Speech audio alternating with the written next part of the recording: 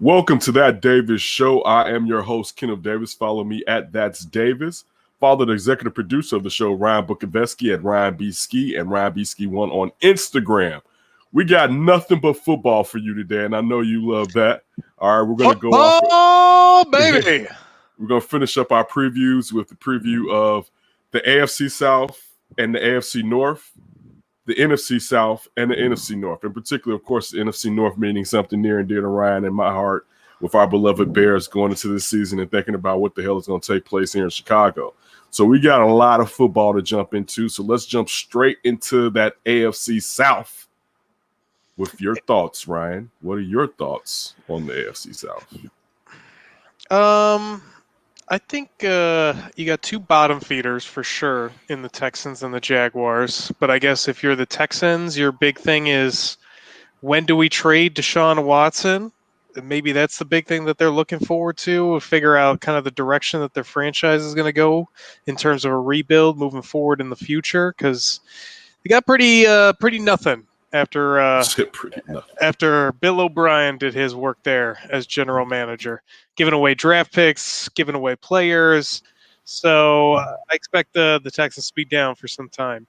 And, just a random thought, I was thinking they're the most recent expansion team, right? And they are coming up on their 20-year anniversary. They started on, 2003, 2004? I was just kind of randomly thinking, we've almost got to the point where no one's going to ever remember that there wasn't 32 teams in the NFL.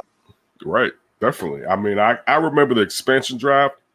The thing that always sticks out for me is the fact that I know one of the players they took who at this point wasn't great anymore was Tony Baselli, the former offensive tackle for the Jaguars, who was just, him and with protecting Mark Brunell. Baselli was a beast, but by the time he got to the Texans, he was worthless, and that's why Derek Carr was getting his brains beat in as far as getting sacked all the time. I would say this, too. Speaking of the Texans, one thing that we did find out, and we already knew, Tyrod Taylor's been named the starter. They announced that, I believe, today or yesterday. That's a woeful team. The Jags are a situation where the only reason you're there is to watch Trevor Lawrence get his head smashed in. Unfortunately, the kid is phenomenal. That line is so questionable, and that head coach is questionable along. Urban Meyer is learning on the job, and I don't know if that's what this kid necessarily needs. He's the other one too, right? How good is Urban Meyer going to be? We'll see the progress that he makes.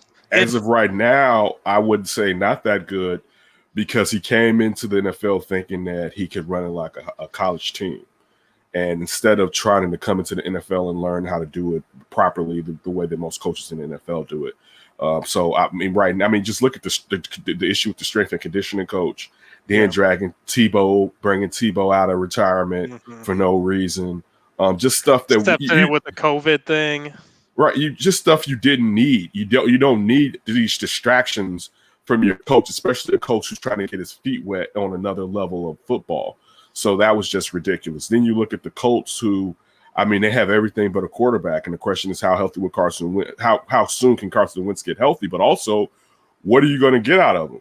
They're not. I don't think they're asking for a ton. They're not asking just for average. They want something more special than average. But that's you're hoping for more than what Phillip Rivers gave you last year, and he wasn't bad, and he led them to a very competitive game against the Bills last year in the playoffs. But that was clearly their thing holding him back. Like you said, they've got everything else in place. Can they get a guy that is a threat to be a quarterback like how Carson Wentz was that MVP year, or at least something similar to it that's higher than Phillip Rivers? Right. And you're also hoping that Quentin Nelson is going to be healthy. With both of these guys having fractures in their foot, Wentz and Nelson, I think one thing that we're just assuming that they're going to come back and they're going to be fine, and for the duration of the season. So that'll be interesting to find out. I feel like if the Colts quarterback situation was set, we would really be amping them up. It'd be them versus Tennessee, which it should be them versus Tennessee. Then you look at Tennessee, and they lost what's his name that used to play for. They lost to Jadeveon Clowney, who they brought in last year. You know, they Question did marks at the offensive line. question marks on the offensive line. They did bring in Julio Jones. So now, as far as AJ Brown, you know, you still basically lean your coverage over towards AJ Brown, but you got a real threat on the side with Julio. We know, you know, Derrick Henry is a beast. Even we saw in the preseason against the Bears, without Derrick Henry playing, their motto is run that rock ruggedly. Right. You know, they get off the bus like that, which that works anywhere and everywhere in football. As far as if you're going to play physical like that, you always have a chance on any given Sunday. So, I mean, clearly, I think we all believe that the Tennessee Titans are the cream of the AFC South. It depends on what Carson Wentz really does.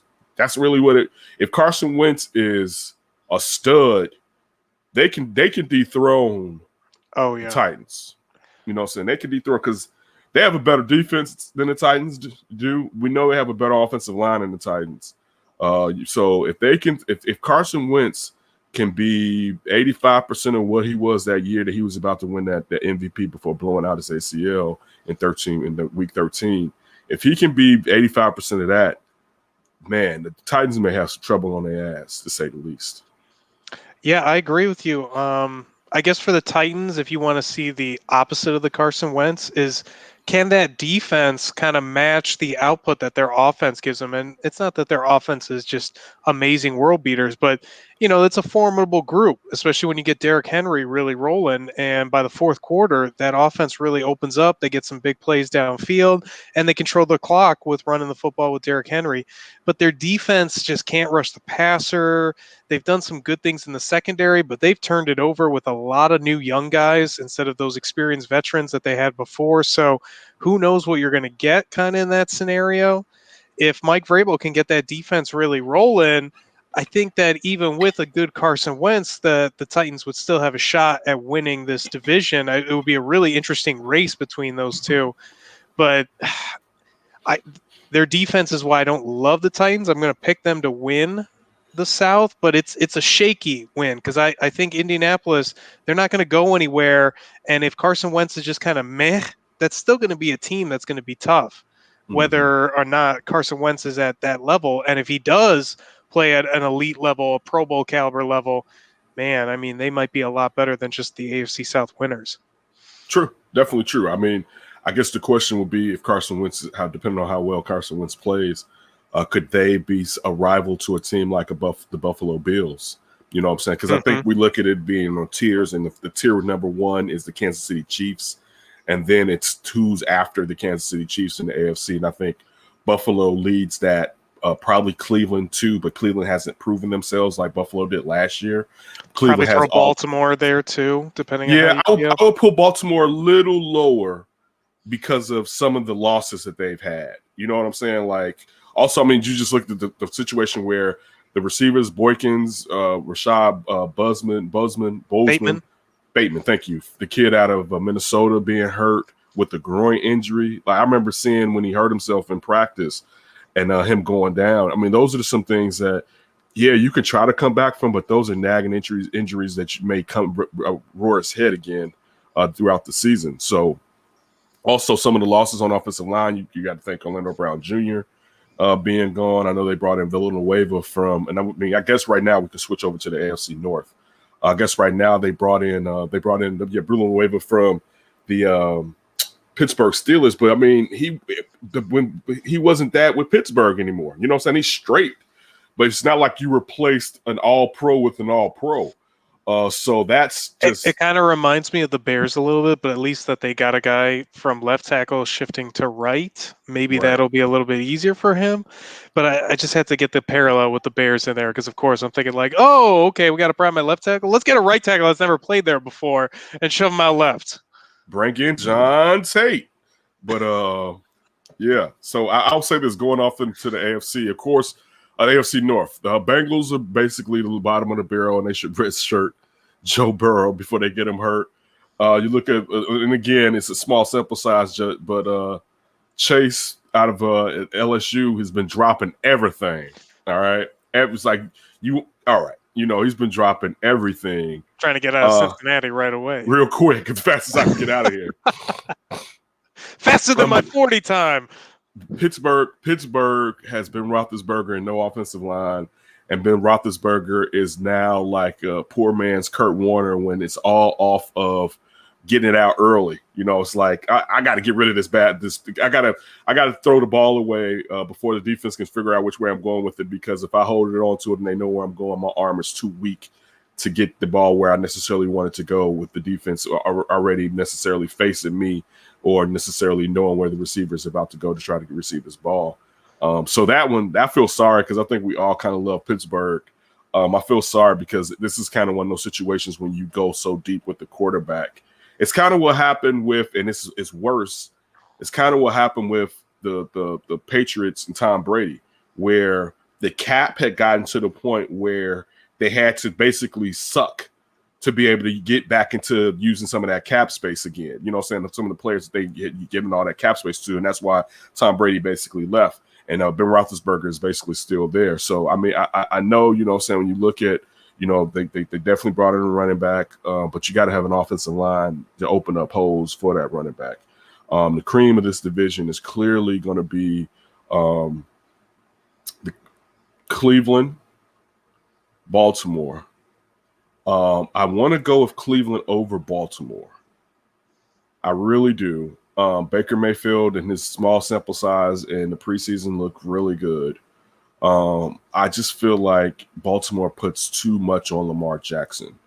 Like it's all in. I mean, I think everyone puts a lot on their quarterback, but just everything that he has to do and the percentage that he makes up of their offense with his feet and his arm. I get leery of those situations, and I hope he doesn't get hurt. But I will go with. It's hard for me to put Cleveland over Baltimore because Cleveland is always cap and hype. But I mean, when you look at like what Nick Chubb did coming back from injury, I mean, just that two-headed monster running back alone. And then, of course, bringing in the run stopper and Jadeveon Clowney to play opposite of Myles Garrett.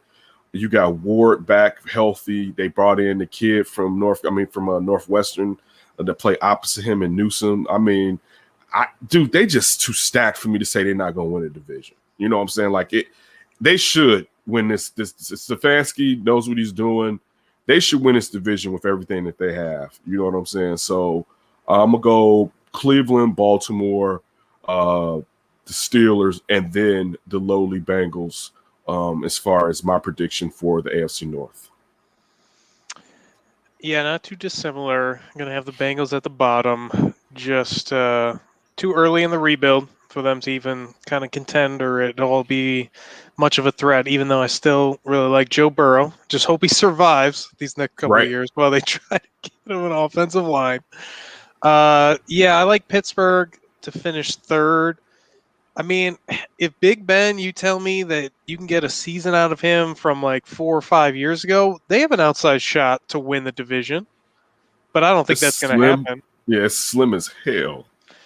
And we know with their offensive line, 5 new starters. Who knows how that's going to play out? Normally, that does not play out very well for teams that are just completely hitting the reset button on their offensive line. But the NFL is weird like that, where you can make it work.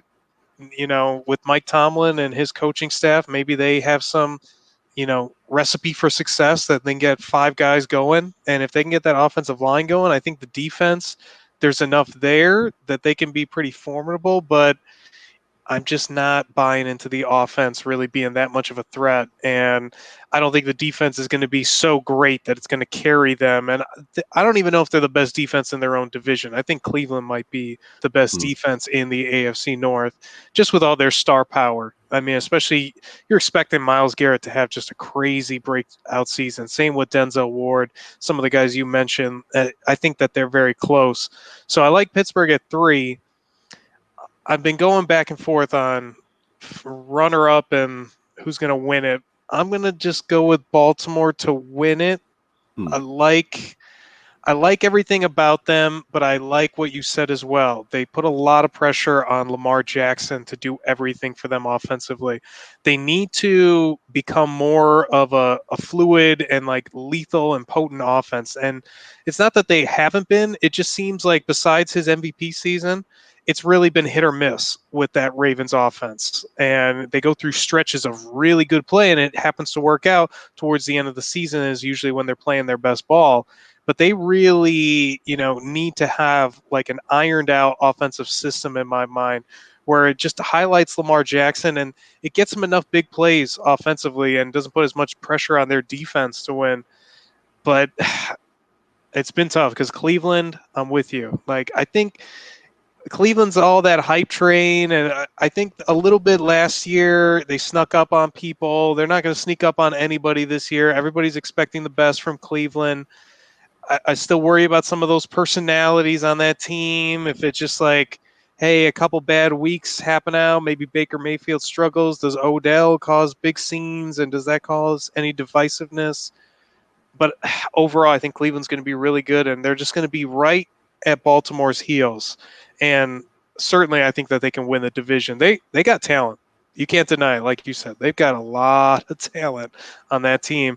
And really every level, offensive line, skill position, defensive line, linebacker, secondary. I mean, there's really no weakness. And Stefanski looked like he can coach. Mm-hmm. And listen, that's one of the things that's the benefit of having a quarterback on a rookie contract. Baker's probably going to get paid after the season. But right now you can go out and you can sign all those players because Baker isn't making that type of money right now. Yeah, and like you said, that running attack, I mean, we talked about it with your interview with Zach Ostreicher about J.K. Dobbins going down. That's a huge loss for Baltimore. And then you got Chubb and Kareem Hunt. Whew! That's a lethal running attack that the Browns have, and they want to run the football. I mean, this is a really black and blue type division this year. I mean, every team is going to be trying to run that rock, and then it's just, can they get enough out of their young quarterbacks or Ben Roethlisberger to, make enough of an offensive strike downfield to do things?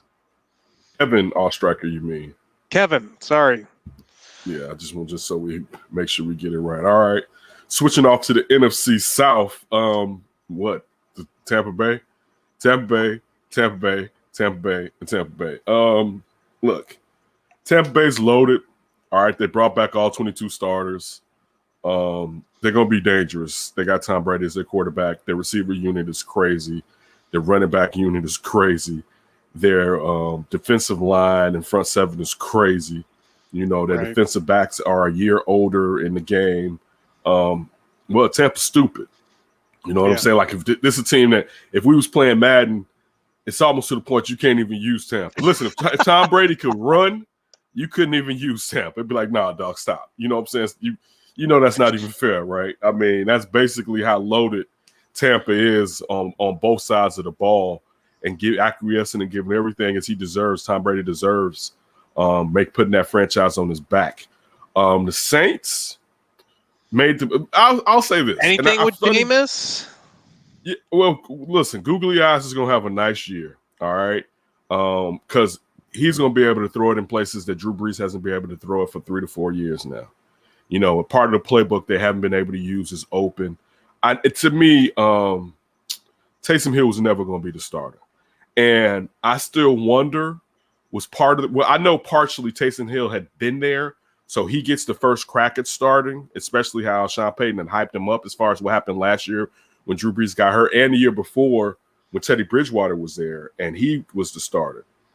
But the thing that I thought, and I know we've mentioned it on the show, was Sean Payton didn't want to have what happened with Teddy Bridgewater happen with Jameis. As far as, someone on the team was going to come and make Teddy Bridgewater their starter. You know what I'm saying?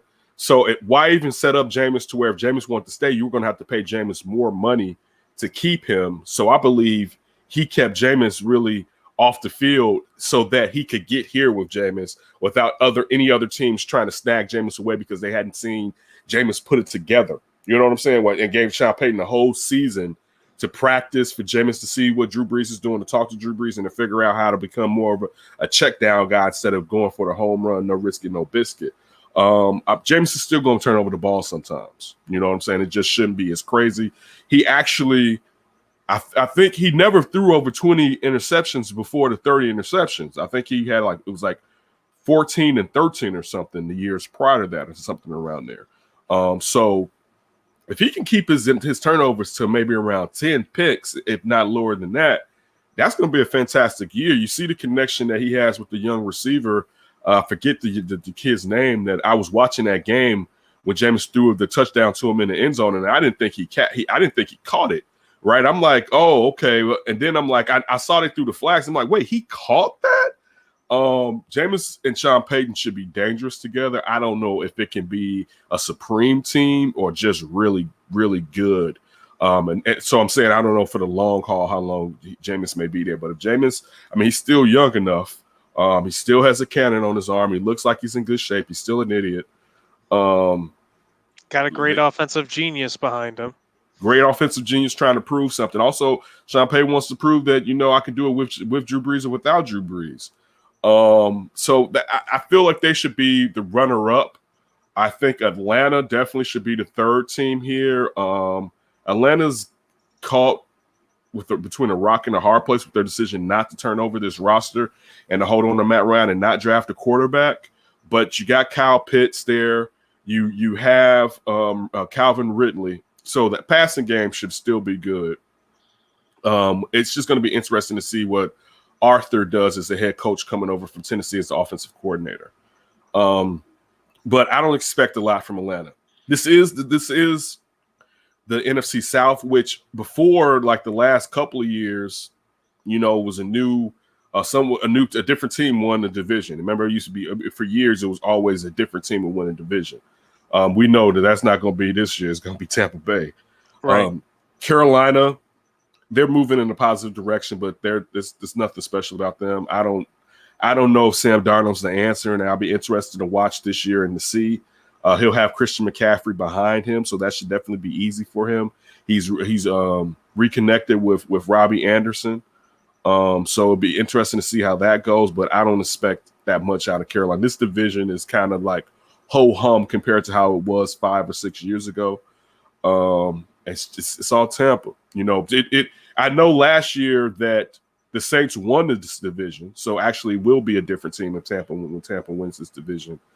It just depends on what Jameis could do, because I mean we forget how potent that Saints defense is. That Saints defense is nasty. If you can provide the offense to keep them fresh and ready just to haul off, they're formidable. But the question is Jameis. And if Jameis snaps, it's going to be an interesting NFC South between those two teams, between the Tampa Bay Buccaneers and the New Orleans Saints. Also thinking about the fact that the Saints, again, can't play at the Superdome due to Ida. And shout out to everybody down there and the people on the East Coast that have gone through this tragic situation. The people that have lost their lives and lost their homes are definitely our thoughts and prayers. For sure. I really don't disagree with much of anything that you broke down with. I think Carolina maybe could be better than Atlanta. I don't really know where Atlanta's at overall, but like you said, you still have some weapons for Matt Ryan if they can protect them. You'd think that they could at least score a bunch. Maybe with that defense and some of the young talent that they still have, maybe they can be, not a 500 team, but 5-win team, something like that. Carolina, though, that Sam Darnold thing it's going to be interesting because they passed up on Justin Fields, as we know. Mm-hmm.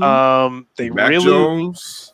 They really wanted him. They really wanted Sam Darnold when nobody else wanted him. I'm sorry whatsoever. when I said that. Go ahead. I blanked. I was thinking about Atlanta. Please continue. I apologize. I like, I guess, seeing them against the Bears last year. I thought that they were just void of all talent, and they played the Bears really well. I was a little impressed by how they were compared to the talent that they didn't have on the roster. So I think they're going to be one of those tougher teams, but I expect them to either be right at the bottom or slightly above Atlanta. I'm kind of going back and forth in my mind. And then the Saints, possible wild card team. I think, like you said, that defense, that's got to be the star of the show. But supposedly that guy that they traded for, Marcus Davenport, that gave Green Bay that extra first rounder, he's ready to go off. And if he is able to take that next step with some of their other defensive stars, you would think that they could be really, really formidable. And Jameis Winston, like you said, I mean, the guy does make plays downfield. It's not like he's ever had a problem pushing the ball downfield. He has a problem just turning it over. maybe with a more concerted effort to run the football. And we know Sean Payton isn't going to be the type of coordinator or coach that's influenced by Jameis that maybe he's had in the past with Lovey, and I'm blanking on that offensive coordinator they had that ran the coup against Lovey and took over. It wasn't Cutter, was it? Yeah, Dirk Cutter. That's Cutter, right? Dirk Cutter. Yeah. Neither of those two guys had the offensive, I think, gravitas or just gravitas as a leader where you can just say, hey, we need to put the focus on the run game. But if Sean Payton wants to give it to Alvin Kamara a bunch and run a ton of play action and get Jameis Winston a little more under control that way, maybe that's the way to go about it. And with that defense, it sets up perfectly. So they could be a dark horse team. But man, Tampa with that talent, they would have to get injured for them to not get there. And Tom Brady, I mean, he plays. He rarely doesn't play. We know Father Time, 43, whatever, going on 44 or 50, whatever it is at this point. But if he doesn't get hurt, he'll find a way to make it work offensively with something around him.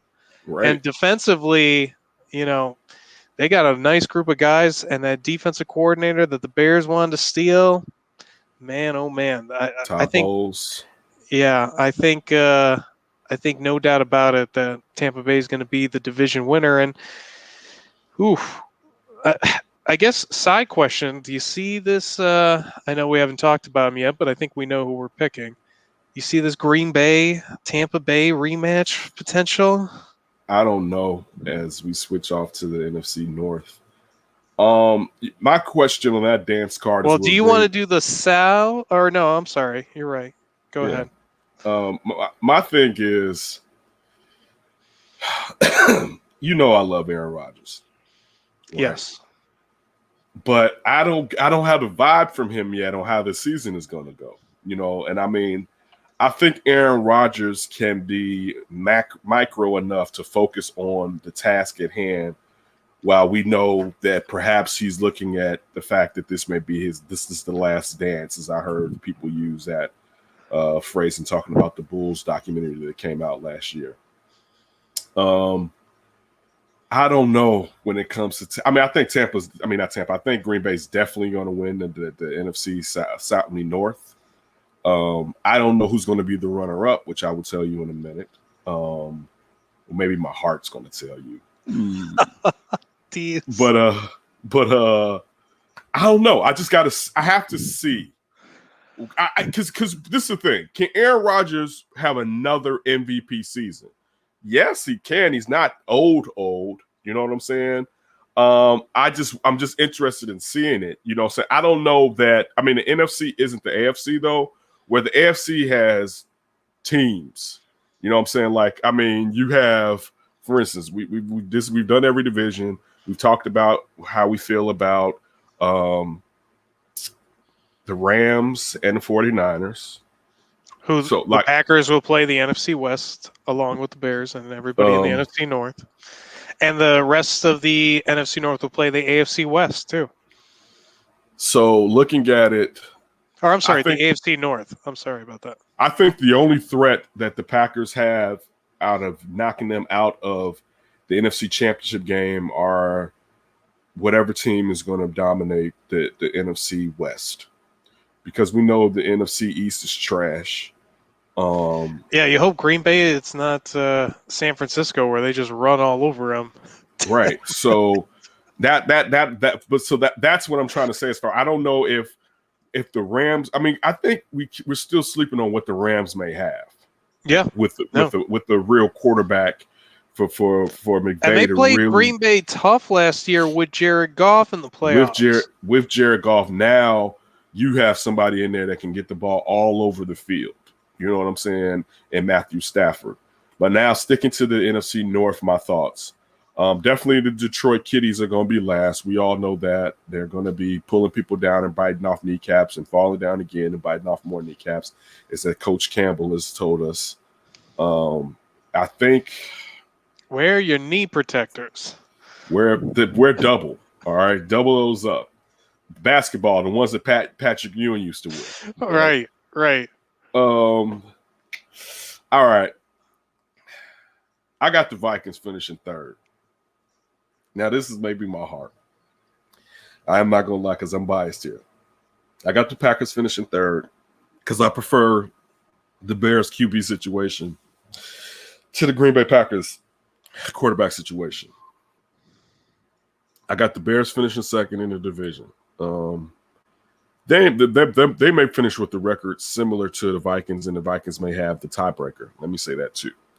It wouldn't surprise me. But I think the Bears have a better defense than the Vikings. If the defense plays up to its optimal level, offensively, the Vikings have a better offense than the Bears as of right now because of Matt Nagy. All right. So we're going to see. I sound silly saying we're going to see what Matt Nagy does because Matt Nagy is basically showing us all his tricks and how he goes about running his offense. But I think there's a chance, and this depends on Justin Fields' plan, that the Bears would be better than the Minnesota Vikings. The earlier, the better, as far as Justin Fields out there for them to knock the Vikings off of the second runner-up in the NFC North. And as I said, I think the Green Bay Packers, this is their division. The Bears have played the Packers well at times. The Packers just always would win because the Bears couldn't get over the hump and get that final score. So it'll be interesting to necessarily see what necessarily happens. But I definitely have the Packers winning the division and the Bears as a runner-up. But probably I should go with the Vikings, but my heart is telling me to go with the team that I love and that frustrates me like no other when it comes to the NFL. I got it the same way. Detroit definitely at the bottom. Minnesota, they got a lot of young talent because they're doing the opposite of what the Bears are doing in the draft. They're trading down and stockpiling, and they got tons of draft picks, and they're using those draft picks. And they've gotten some guys like Justin Jefferson. Really liked him last year. And yeah, I'm with you. I think that the Vikings maybe overall as a roster a little bit more complete, a little bit better, but they've also got some really big time issues that they're going to have to work out. And part of it is, you got a new offensive line coach because their offensive line coach didn't want to get the vaccination, so he's out. You lost Irv Smith and Kyle Rudolph is gone. And Christian Darrisaw, their offensive lineman that they picked up, had core muscle surgery, so who knows when he's coming back. So you're kind of without your first-round pick. And Kirk Cousins isn't vaccinated, and that could be an issue all year long, potentially. Who knows? I mean, obviously vaccination doesn't mean that you won't miss any football games, but we don't know what it's going to be like with unvaccinated players, and especially how they come back and how they have to stay away from everybody. I mean, that's the starting quarterback. You can't be isolated as the starting quarterback. You have to be a part of everything that's going on the offense. And so, is Kellen Mond ready, who is their second-round pick, to potentially step in and play some games for them? But also, Ryan, let's not forget, one quarterback can affect all the other quarterbacks. You could be in a situation like what happened with Denver last year, when you have to bring out a wide receiver, practice squad guy to kind of try to run the offense. Maybe Kellen Mond is vaccinated, but it won't matter depending on when whoever in that room, let's just say, they do contract tracing, and let's just say it's the day, 2 days before the game, it may not be enough time to get enough negative test results for you if you are vaccinated to be able to get out there and play. So, Kirk Cousins is opening them up to more risk than just the quarterback getting it. You may infect the backup quarterbacks. Mm-hmm. So, that's a great point. The fact that having an unvaccinated quarterback and the type of danger it puts you in as far as forfeiting games or going into games with a rookie and Kellen Mond or whoever under center who necessarily isn't taking reps, is not Kirk Cousins, and is being thrust into the fire. But that's a great point you brought up. Yeah, I like the Bears quarterback situation a little bit better than Minnesota. And also, too, Minnesota, they've, been pretty comparable offensively each year and that they've been under Mike Zimmer. If Dalvin Cook's healthy, they're going to be formidable. But if he's hurt whatsoever, they're in trouble big time. But the issue has been for them defense. So it's kind of like a race. Can the Bears figure out offense before the Vikings figure out defense? Because whichever team probably figures out that weakness the fastest is probably going to be the one best projected to take over that second spot in the NFC, and maybe that's a potential wild card in the NFC North if they're able to get that number 2 spot. For the Bears, I'm very worried about them and their season at this point. I'm just not feeling good after cut day, seeing a few corners, and it's really just a bunch of guys. We'll see what that defense does. I'm definitely worried about the secondary, and definitely got to be worried about the offensive line. And those are two very scary areas to be worried about going into a regular season. But that being said, I think the quarterback room is a vast improvement over last season. And if they can figure out that offensive line, if they can get, an offensive scheme going. I mean, when Nagy took over, it's not like we looked at Charles Leno and Bobby Massey as great tackles. We were very worried about them at the tackle spot. And we've been talking about the Bears potentially getting new tackles under Matt Nagy for years now. So we'll see if maybe the scheme and how Nagy calls games can maybe lower the need for just dominant great tackles. And maybe with all the speed they have on the outside, I don't know. But overall, I think the Bears are going to be kind of where they've been, about a 500 team. Maybe slightly under because of the 17th game. Maybe they get to 9-8 on a really good. A lot of guys stay healthy. Defense gets a lot of turnovers. Justin Fields impresses. But the creme de la creme is obviously going to be Green Bay. And it's going to be an interesting year to see what they do against some of these top competition with the AFC North and NFC West. Because you're right. In the NFC, there's not a lot of teams where I look at and I say, ooh, I really love that team. I think it's going to be 1-2 teams from the West, Tampa Bay and Green Bay. Right. And that's pretty much your final four, I would think, in the NFC. Well, that, what that leads to, and one thing you said I want to piggyback on as far as the Bears defense, as far as the Bears offense and Minnesota's defense. One thing we know is Zimmer can coach defense compared to Matt Nagy coaching offense. So I'll give them the upper hand in that because he's proven that he can produce a really good defense compared to Matt Nagy when it comes to the offense. I'll say this, though.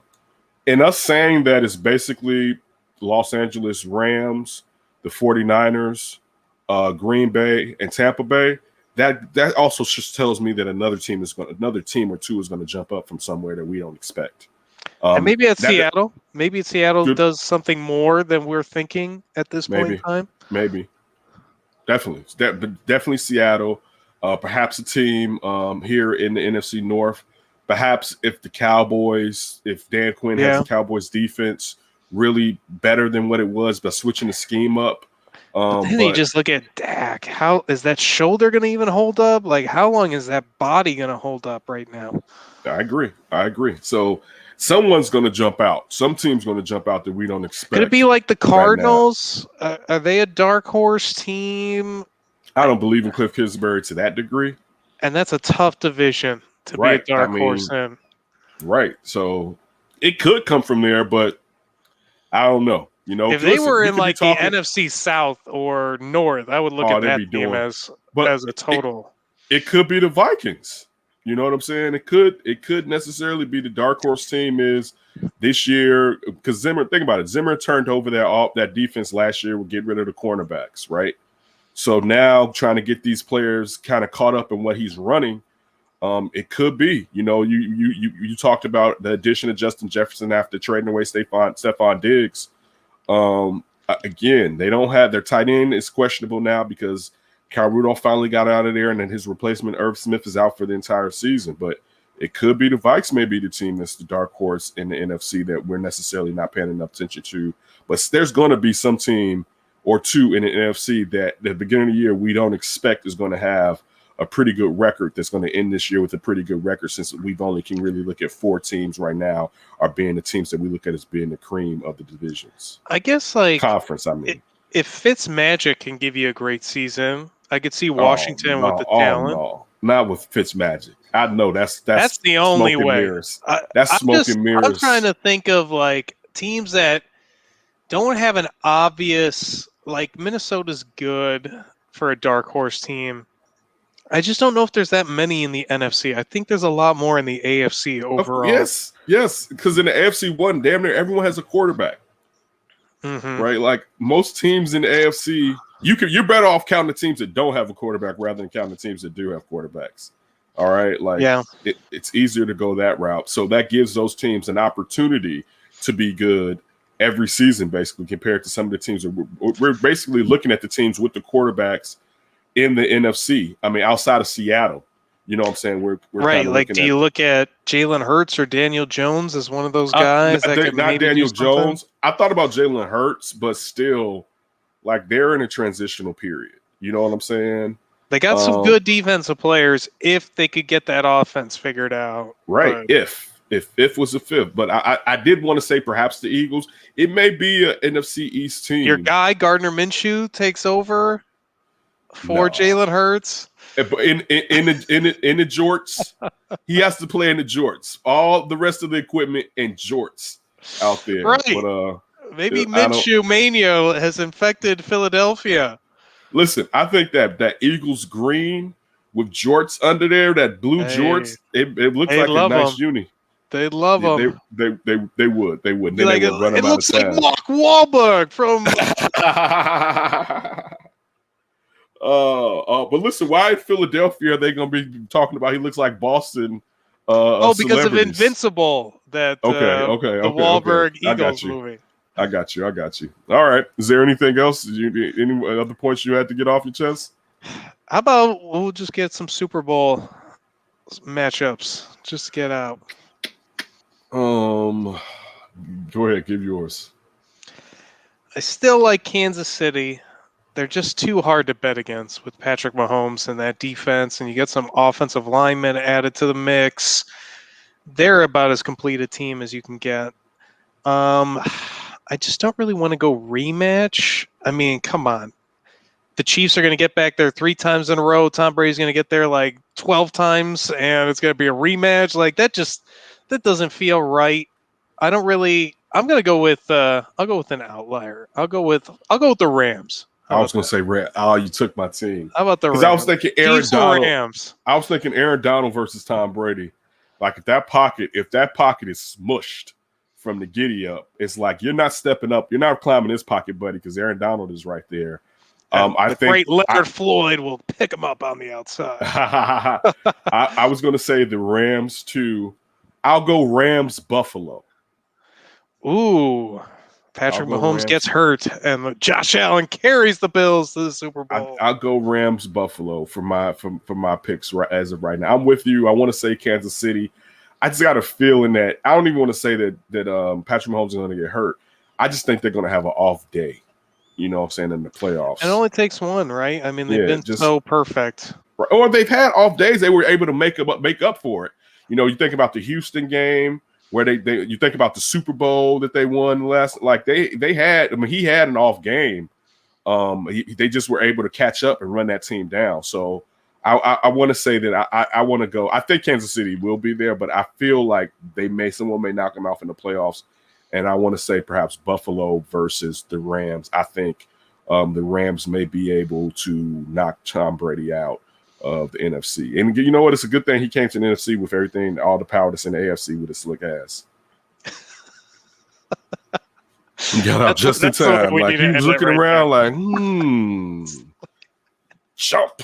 Like, I'm out. Deuces. That NFC, that's looking like the right. You're looking conference. nice. You're looking nice, NFC. Looking ripe and ready to be taken over. I can't play the Patriots. I need to go to the NFC. Right. So yeah. So that's it. That's our NFL previews broken down. We're gonna have some more interviews breaking down those divisions coming up in the next week or so. And it starts Thursday night. We're going to have Cowboys versus the Tampa Bay Bucks. So we're going to see right away who's who. A team that should be in the NFC South versus a team that's going to win the NFC South. And then we're going to see our Super Bowl favorites go against the Bears on Sunday. Right. So, yeah, it definitely is going to be an interesting week. We'll be back next week to break down the Bears game and tell you our opinion of what we saw and what we expect with the following game. Make sure you stick here throughout the season. We're going to have a lot of great content for you moving forward, and guests and everything as we double down and recommit to bringing you some excellence. We always appreciate it, and Ryan always does a terrific job. So as always, don't do anything stupid before you hear from us again, and be